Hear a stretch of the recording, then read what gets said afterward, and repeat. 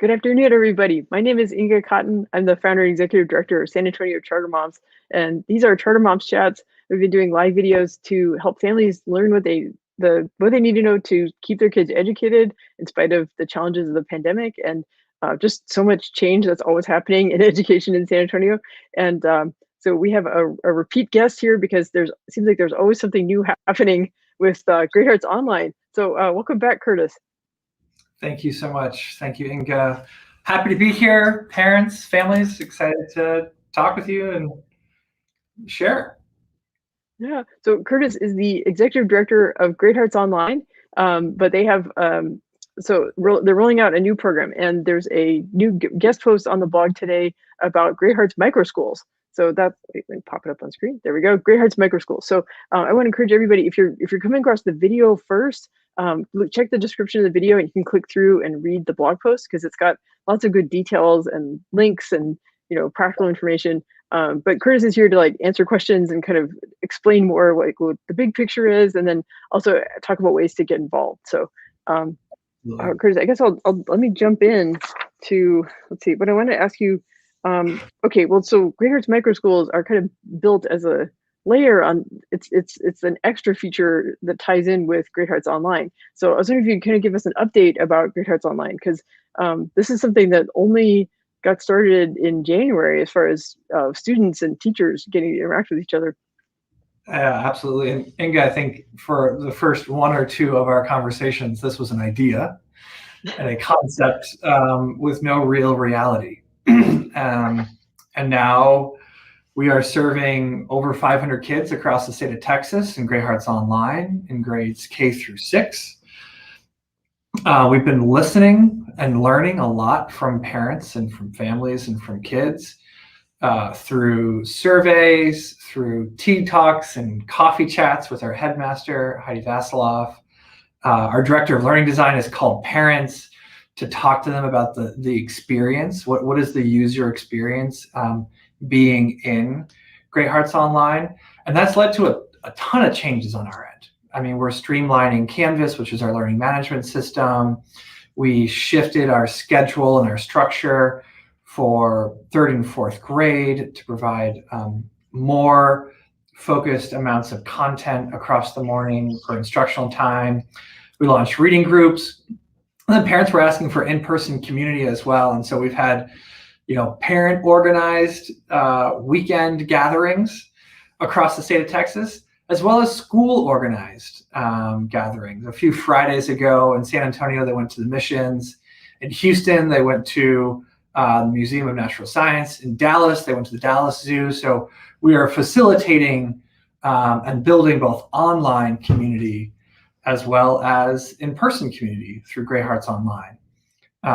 We also launched Great Hearts Online Arizona. So we got a charter in Arizona back in the middle of March. And so we're enrolling students next year, both in Texas, will be K-8, as well as in Arizona will be K-8.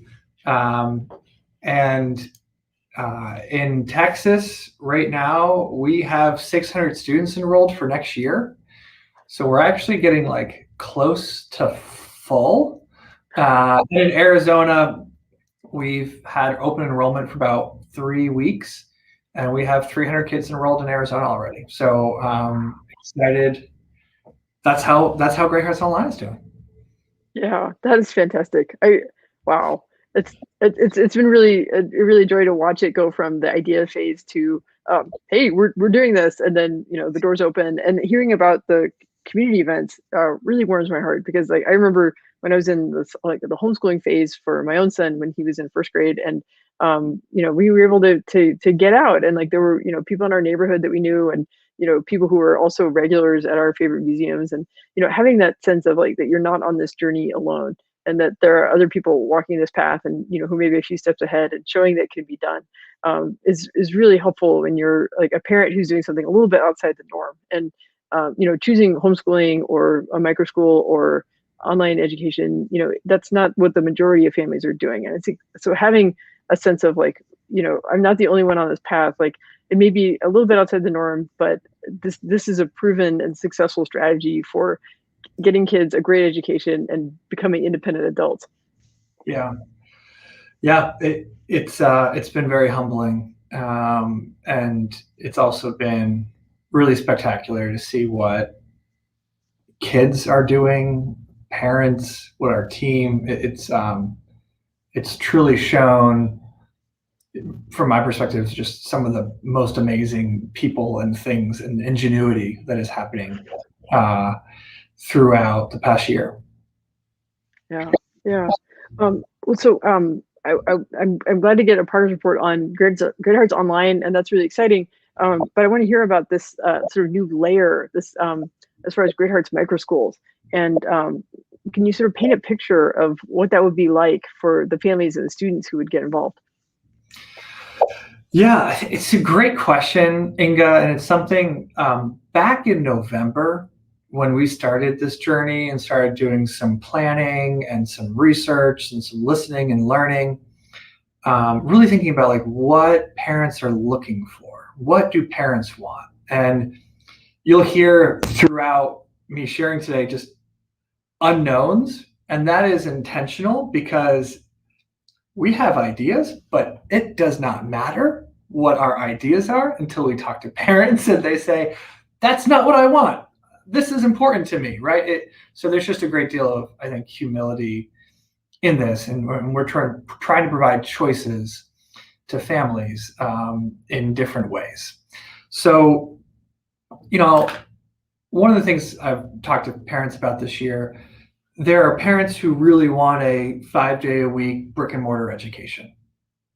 That's great. That's most families in the United States. There are families that want an online education. That number is growing. And there's a huge gap between a brick and mortar education and emergency distance learning, which is what most people experienced.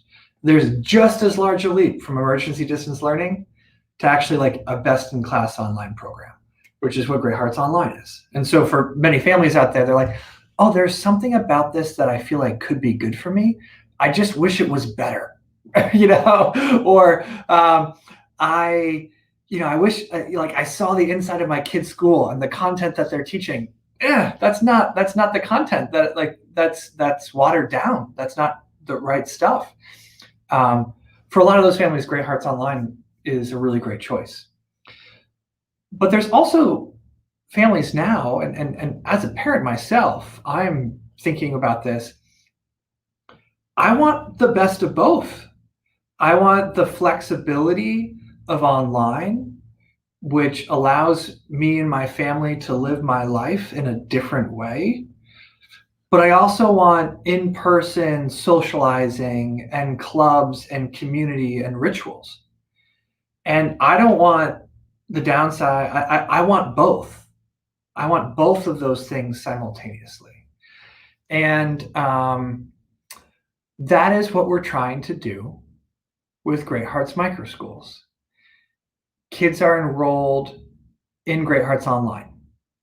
And with Great Hearts Online, you have access to the largest institution of classical liberal arts K-12 in the United States. That is valuable. You have access to teachers who are teaching small classes of kids, 15 kids live, and shepherding and guiding them through their academic program and model. And as a parent, you get to be more involved if you want to be. But you also get flexibility. You want to go drive somewhere and see grandma and grandpa for 2 weeks, but still like attend school. Great. You have that flexibility as a family. Nothing's holding you back from doing that. And then what the microschools is it's built on top of Great Hearts Online. And so we want to pilot with communities next year who want to work with us to co-create this model. Like, what does this look like for you and your community? So one community might say, we want a microschool 4 days a week, and it's going to be 8 to 4, and kids come in and they attend Great Hearts Online and their live class in the morning. But instead of parents necessarily helping and shepherding them through or listening in the background, we'll have microschool TAs, tutors, who are helping them through that. And then they'll have lunch together. They'll bring lunch And then the afternoon will be some clubs, some seminars, some enrichment activities. But students also have their asynchronous, homework to do. And as that microschool gets bigger, let's layer on athletic programs, right? And other types of enrichment opportunities. That could be 4 days a week, one community. And then on Friday, a regional director of the microschool says, hey, we're going to go on an outing together. Because in Great Hearts Online, Fridays are asynchronous days. So we're going to go do community service. Parents, grandparents, kids, we're all going to go do community service. Or we're going to go on a hike. Or we've been gearing up to plan for this big science experiment, K4, and then 5 through 8 is going to do something else. So think of just adventures in community together aligned to the Great Hearts mission and vision. Another community might say, we want this Monday, Wednesday, or Thursday, Friday, right? Because I love that my kid's home with me and I'm deeply involved in their work. But I also want them to go to school and have community in a different way. And so we're going to be piloting the coming year with parents who want to roll up their sleeves and figure this out with us to create a new way of doing school, I think, but more broadly of doing and living life, where you're checking off all the boxes that you want to check off.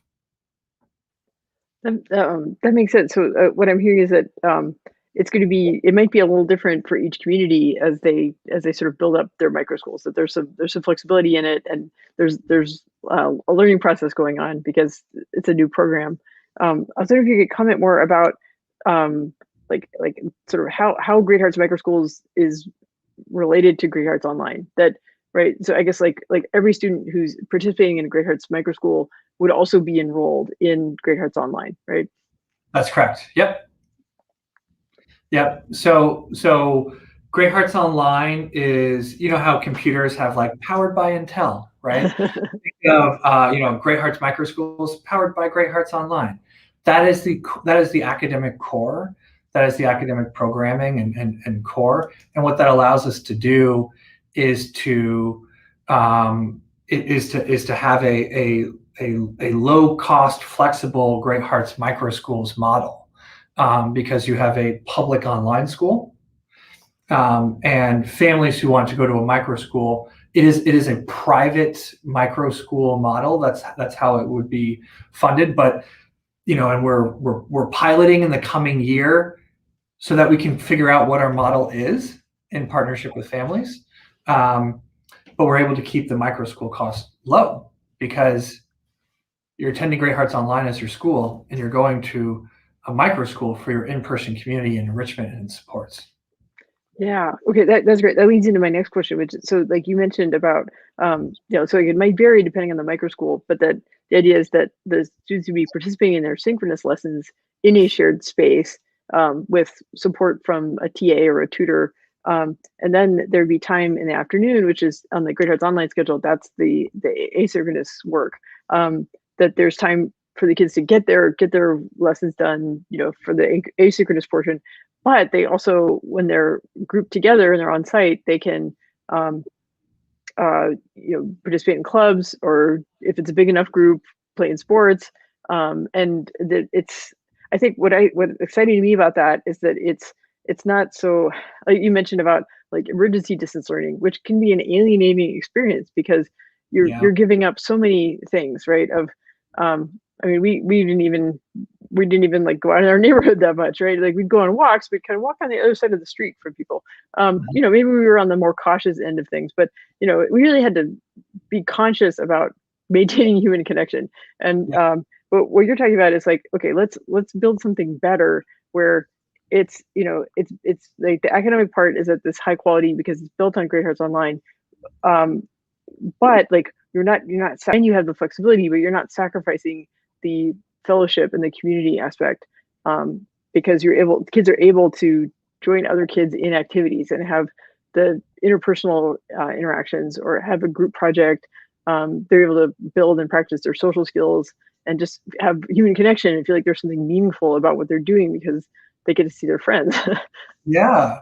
And That's absolutely right, Inga. And in Great Hearts, we talk about cultivating a sense of wonder and depth of inquiry and a love of learning. And I think the clubs and the activities and the experiments and the seminars that we'll do in the afternoon to add layers are really around pursuing our mission, right? Cultivating the hearts and minds of kids in pursuit of truth, beauty, and goodness. It's about reading and being in dialogue with each other. It's about doing kind of projects that enrich and bring things to life in a way that there's, brick and mortar education has bells, right? There's a beginning to class and an end to class.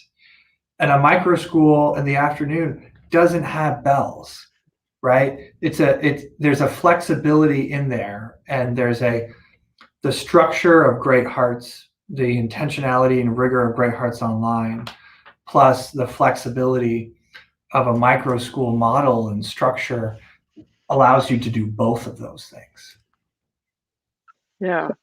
Wow. And I'm just I'm letting that sink in, because I've talked to families who did, classical education homeschooling, before Great Hearts, and then realized choosing Great Hearts is a change compared to classical education homeschooling, because there may be similar books on the book list and stuff, but being in a bricks and mortar campus, there's certain rules just to maintain order, that many people, and bells and attendance and detention and infractions, and micro schools don't have that kind of structure, because it's just a small enough community that there's other forms of accountability, like, hey, you stop that.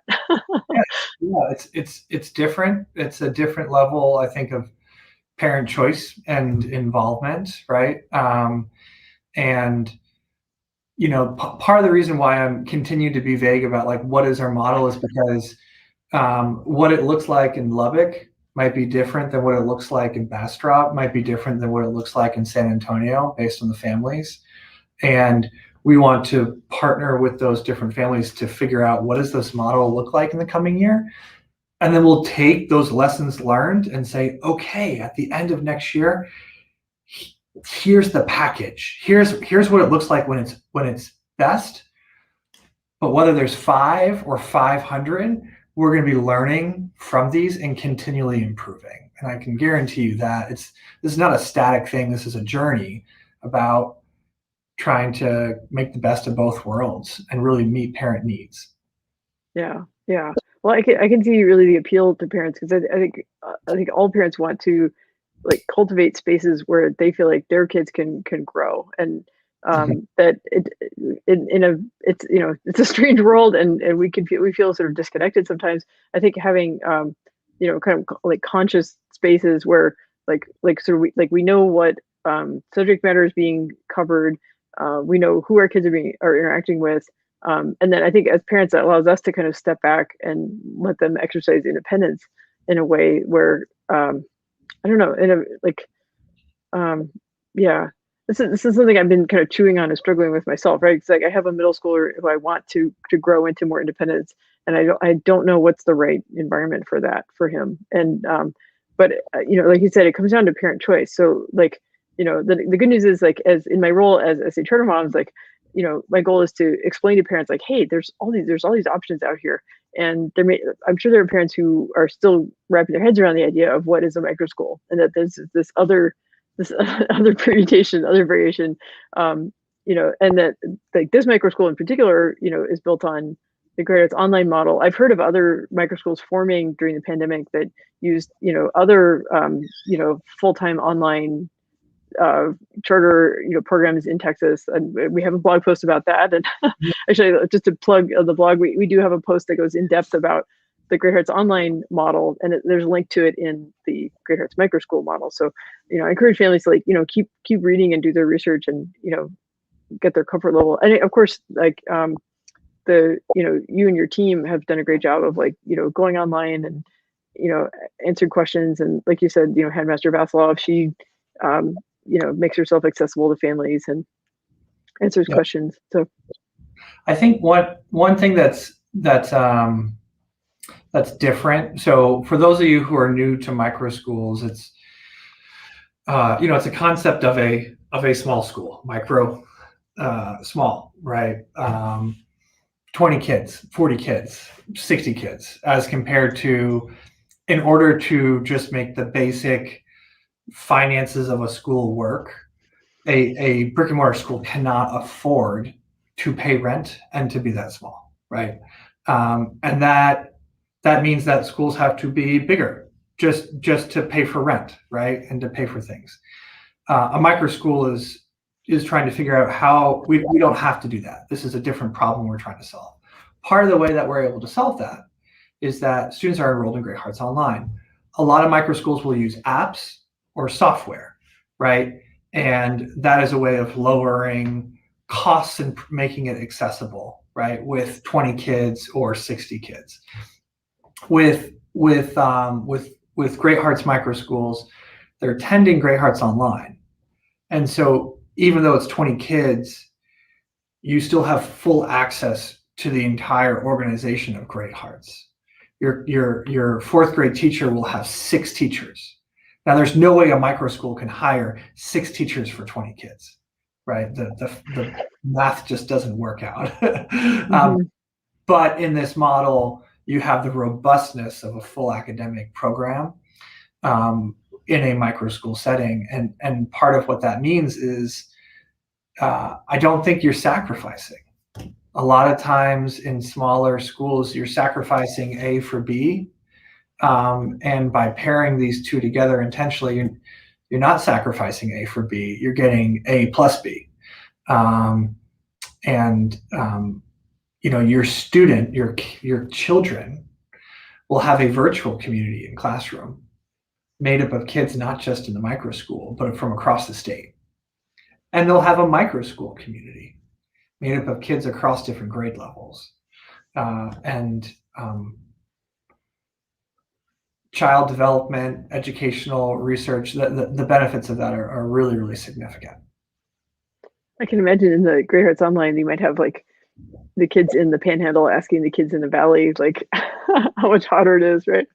In Texas, it could be 100 degrees. Weather differences, as well as our teachers are across the United States, including internationally. And to go to school and to have it be a thunderstorm in one place and blazing hot in another place, I think it increases our empathy and insight into other people's experience. And you're able to say, oh, I have a friend in East Texas, in Corpus, in El Paso, in Dallas, in San Antonio, and my teachers live in Alabama, Mississippi, Mexico City, and Arizona. I mean, that's a pretty amazing thing to have those kind of connections and insights into the world. Well, I'm picturing someday maybe there will be like some sort of like college signing day type thing, y'all can like rent out the Alamo Dome and just fill it with like high schoolers from across Texas. That would really be something. They'd be like, wait, you're taller than I thought you were. Yeah. And then having, regardless of anything else, we'll be doing a lot more in-person gatherings next year, quarterly or once a month. Optional. Some are school events, some are online events, but to provide that blend of in-person and virtual community building through Great Hearts Online. And Great Hearts Microschools enriches that even more so for families that want to choose that path. Yeah. Wow. I guess I think in my notes, like I was going to ask you about like sort of what would a day in the life look like, but I guess it's really premature to say that because it's going to be built on Great Hearts Online, but beyond that, it's going to be sort of the discretion of that micro school, like how they want to structure their day, what activities are meaningful to them. Yeah, particularly in this pilot year, right? And we're really looking for groups of families that want to roll up their sleeves and co-create with us. When you're piloting something, there's just, we're working on it together. And the next year, it will be much more defined as we've gone through this learning year, and just trying to bring a great deal of humility and listening to families about what they want. What I can tell you is that in the morning, live classes are synchronous in the morning, and you could do that in your home, or you could do that in a microschool.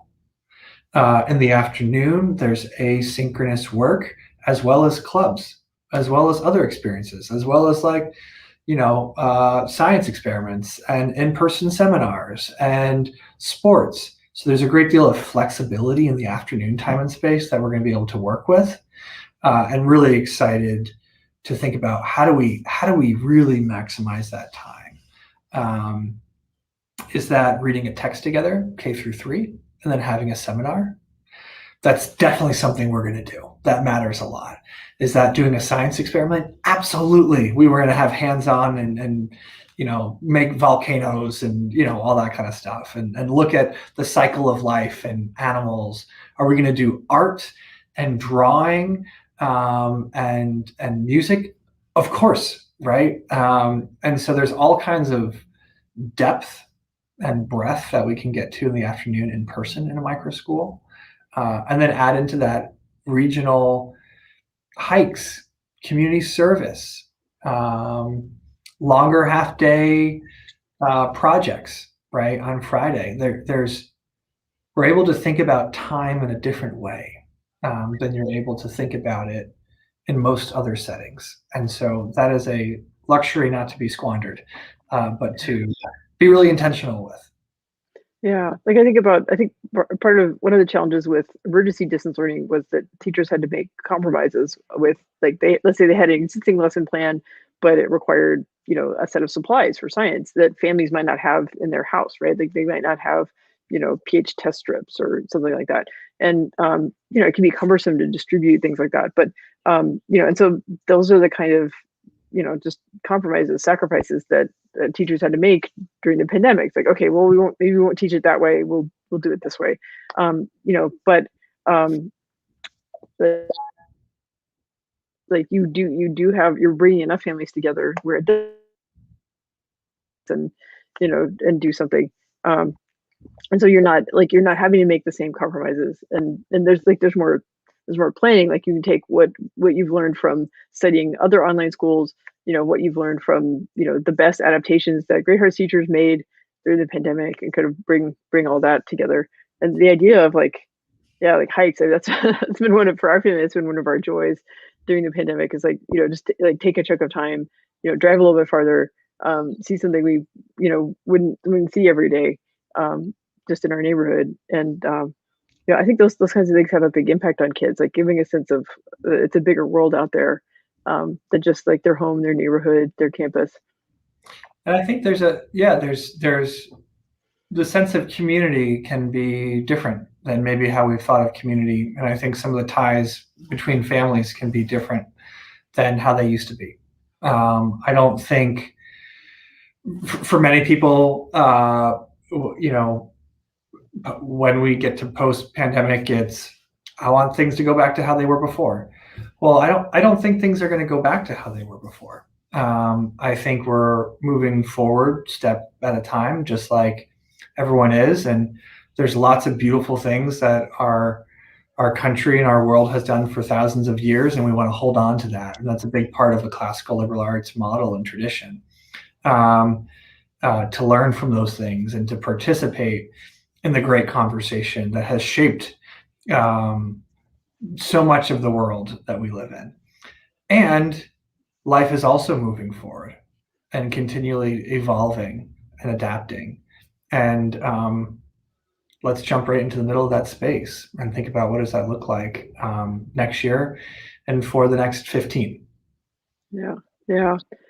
So I wanted to, let's see, you talked about sort of this rule of, or you talked about that, how Great Hearts Microschools will provide support for the families who are participating. And I think part of that is that you are in the process of hiring a director for microschools and local communities. So I think you could talk about that. And I just want to mention, there's a link to that job posting in the blog post. So if anyone goes to the description, click through, find the blog post, that will take you to the job posting. But I was wondering if you could talk about the sort of hiring process, kind of what you're looking for, what role that person would play. Yeah, it's a tricky role. It's something that I think if you look at the job description, you're like, well, Kurtis, you just wrote down all the things. That's some good feedback that I've gotten from someone who we're consulting with of like, one person can't do all the things, but they're all in the job description. So I hope to start interviewing actually this week. And, this is we're building a new model for school. And that's a complicated entrepreneurial thing. And so there's alignment with our mission, what we're trying to accomplish educationally. There's a lot of program academic work, like what are those clubs? How do we train people? How do we think about this? What's the content? Who's doing the design? How do we, how do we build community and support micro schools as they grow and build? And then, to make this all work well, there's a lot of like finance and operations and legal pieces as well. Does Great Hearts run the micro schools, or is it more, if anyone's familiar with an Acton Academies model, are there parents raising their hand say, I'm going to make a Great Hearts Microschool, I want to be the person running it? And we say, great, here's the playbook, and here's how we'll train and support and monitor quality of that and learn together, so that all, lots of different things can be met. So it's an interesting combination of a lot of things. It's certainly a role on my leadership team, and looking for the right builder to work with us on this, and to really partner closely with families across Texas, across Arizona, and eventually across the United States. Yeah, it sounds exciting, but also like it's going to take somebody who's maybe worked in a lot of different fields and is like willing to learn as they go. But I think a lot of people will find it exciting to be able to help build something, and to create something that's not already set in stone. Yeah, absolutely. Yeah. It is this is, we're all building. So sometimes my team will laugh. They're like, I wish things were clear. I'm like, I do too, but we are listening, learning, and doing our best every step of the way. So that's a lot of the work. Yeah. Okay. Well, we're getting some encouragement from the comment says brilliant. So good job, Kurtis. Let's see. And we have another question from Amara. She says, would participating in a micro school be mandatory? So I guess I think if I'm understanding you correctly, a family could choose to do Great Hearts Online and not participate in any micro school, like just do that alone. Okay. These are different doors, right? Great Hearts Online is a full-time online school and program with staff and teachers at the same ratios and numbers as our brick and mortar, in many cases more. A micro school is a layer, if you want to add on top of that, to provide an in-person components, enrichment, other layers of support. Micro school is a private micro school layer on top of Great Hearts Online. However, the price of that is going to be really low, because Great Hearts Online is what you're enrolled in as your core academic program and model. If you are in a micro school and you're like, hey, I'm going out of town for 2 weeks and we're visiting grandma and grandpa, you're still enrolled in Great Hearts Online. I don't think you don't have to come each day, right? That's your choice. And so there's a great deal of flexibility in what that looks like.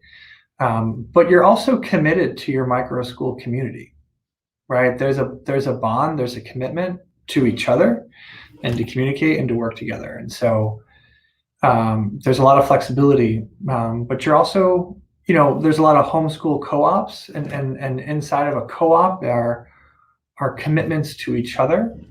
And I think in a micro school community, you're also in many ways making a commitment to each other, which doesn't preclude you from, going to your micro school tomorrow, but students still need to attend Great Hearts Online, whether at your home or in a micro school, because that's just part of public education.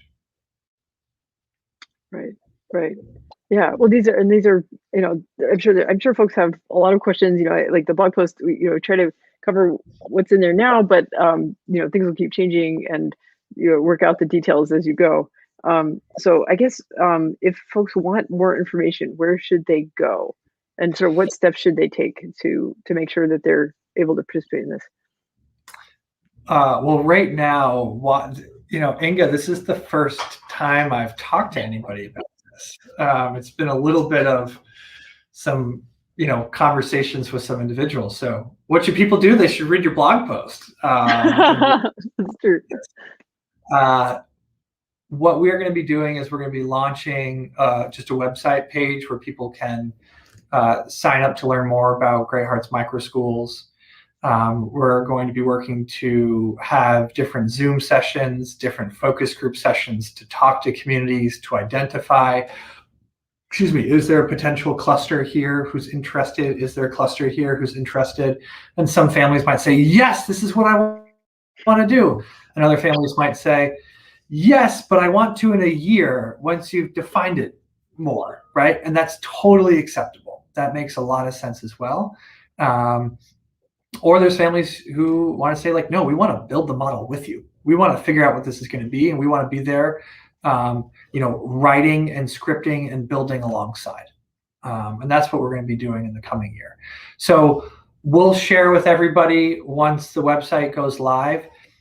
Students need to be enrolled in Great Hearts Online in order to be in a Great Hearts Microschool. That is precursor step one. And so we currently have 600 students enrolled in Texas in Great Hearts Online.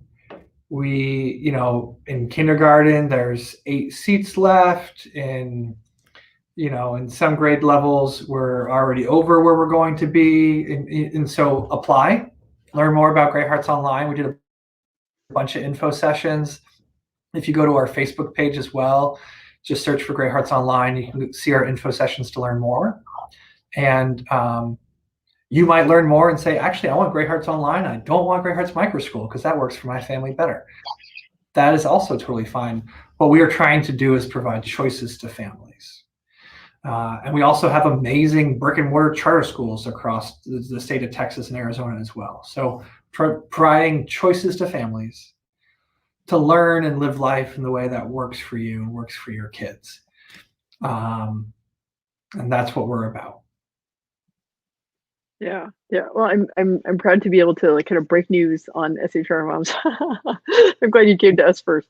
And yeah, it's cool because this is different. But I think that's I think one of the strengths of what SHR Moms does is we don't mind explaining the basics. So like Great Hearts Online has no tuition, right? And that question still comes up about charter schools.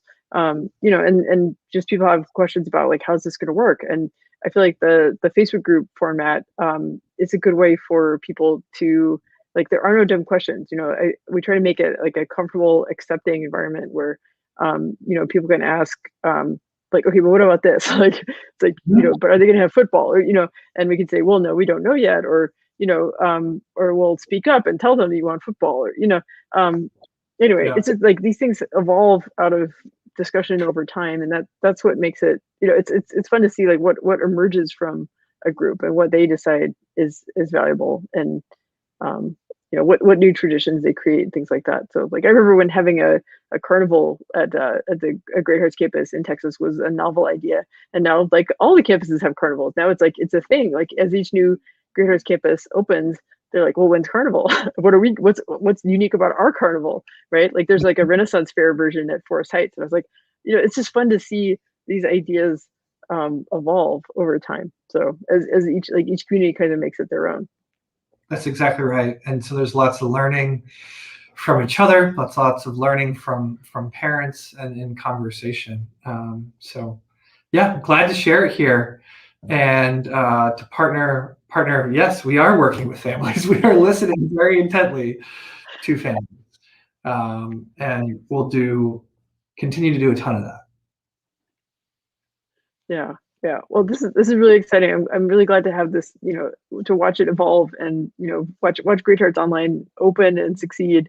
And I'm excited to see like what this like initial year of Great Hearts Microschools will be like, and kind of what the model sort of stabilizes on over time. Yeah, yeah, as will I. Well, thank you so much, Inga. Thank you, parents. Feel free to learn more, reach out to us, and we look forward to continuing to learn together. It's been great. Thanks, Kurtis. Take care.